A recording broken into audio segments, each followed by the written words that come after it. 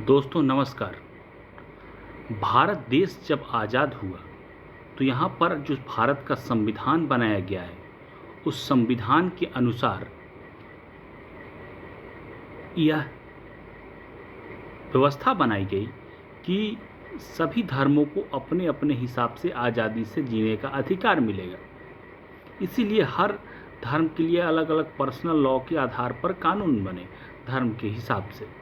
लेकिन अब देश का आधुनिक युग में आ चुका है और देश 1947 में नहीं रह करके अब 2024 में आ चुका है।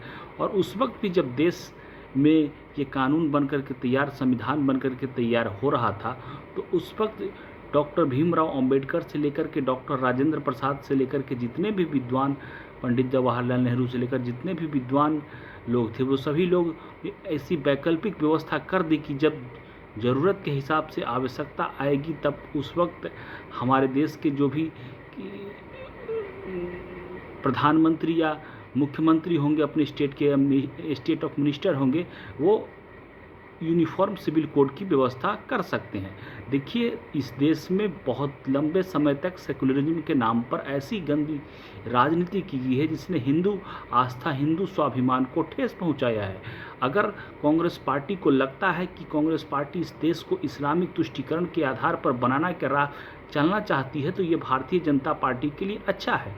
लेकिन इस देश में ये भी देखने को मिलता है कि जाति जनगणना और उसके बाद से फिर आप देखते रहते हैं जातिगत जनगणना से लेकर दूसरे संविधान बदलने के नाम पर किस तरीके से लोगों को दिग्भ्रमित करते रहती हैं ये पार्टियां।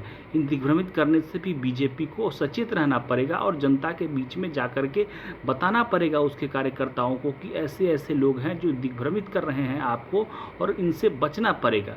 आज किस तरीके की ताकतें भारत के पीछे खड़ी है, हिडेनबर्ग से लेकर के जॉर्ज सोरोस से लेकर के वैसी ताकतें जो इस देश में बहुत लंबे समय तक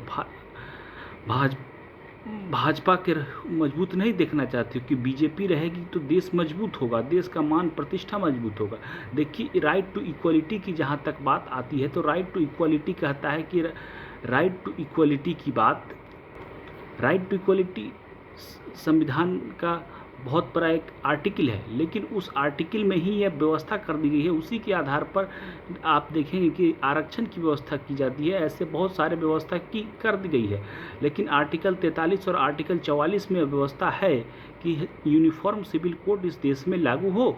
और अब जब देश में यूनिफॉर्म सिविल कोड लागू होने की मांग उठ रही है तो ये क्यों विपक्षी पार्टियां उसका विरोध करके इसमें किसी को नुकसान तो नहीं है। एक देश एक कानून हो जाए, एक परिवार में अगर सभी लोगों के लिए एक समान कानून बने तो इसमें किसी को आपत्ति क्या है। लेकिन कांग्रेस पार्टी इस देश को विभाजनकारी राजनीति करने में विश्वास रखती है।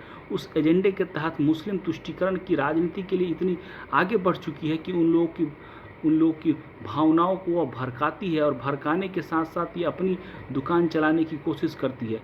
अब कांग्रेस को इस बात को आभास होने लगा है कि उनकी जो राजनीतिक शैली की दुकान है बहुत लंबे समय तक नहीं चलने वाली है। आज राहुल गांधी 99 सीट पर लाते हैं तो बहुत अच्छा कहलाती है, और इंदिरा गांधी आपातकाल में 154 सीट ला करके भी उनका परफॉर्मेंस कहा जाता था। ऐसी तो स्थिति कांग्रेस पार्टी की बनी हुई। तो इस देश के लिए बहुत हद तक कांग्रेस पार्टी अब ऐसी राजनीतिक दीमक की भांति है जो जिस देश को खोखला कर रही है। इसलिए शासनकाल बीजेपी का लंबा रहना चाहिए। जय हिंद, जय भारत, वंदे मातरम, भारत माता की जय।